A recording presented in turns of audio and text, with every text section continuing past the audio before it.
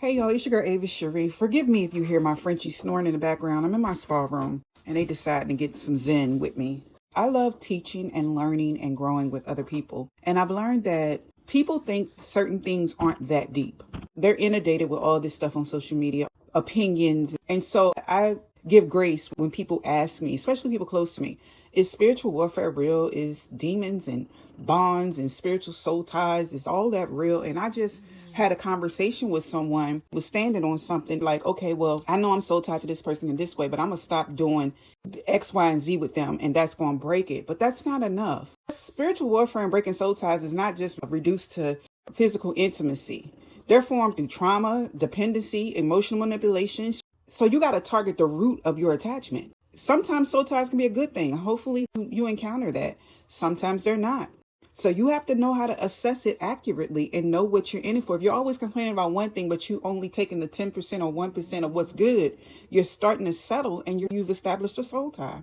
And then you have to reclaim your identity. So stop reducing soul ties to a body count. A soul tie is not just a physical footprint. It's a spiritual and psychological contract. It's formed in quiet spaces like trauma bonding, toxic loyalty, shared secrets, codependency.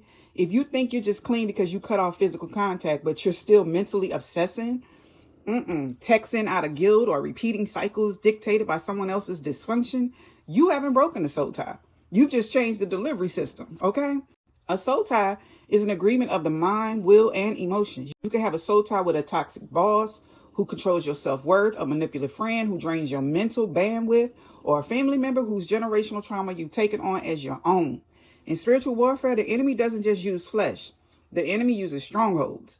A stronghold is a way of thinking that mirrors another person's chaos. And that's a lot what we encounter in narcissistic relationships or manipulative relationships. You react to that abuse and that trauma and them turning things on you and not taking accountability and lying or whatever the case may be.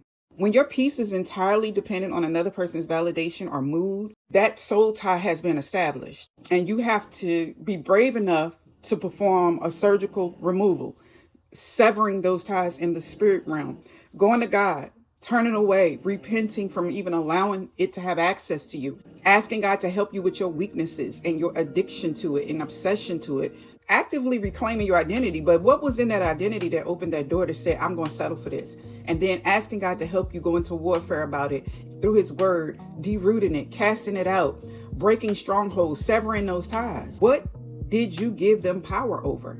Renounce the connection, verbally and spiritually break the agreement. Cut the emotional and mental permission you granted them to influence your life. Close access points. Block the numbers. Yes.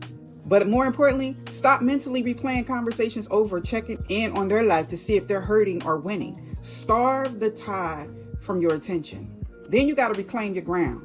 Replace their voice in your head with your own core values. Replace their voice, their memories, what they would have done, what y'all used to do, all of that.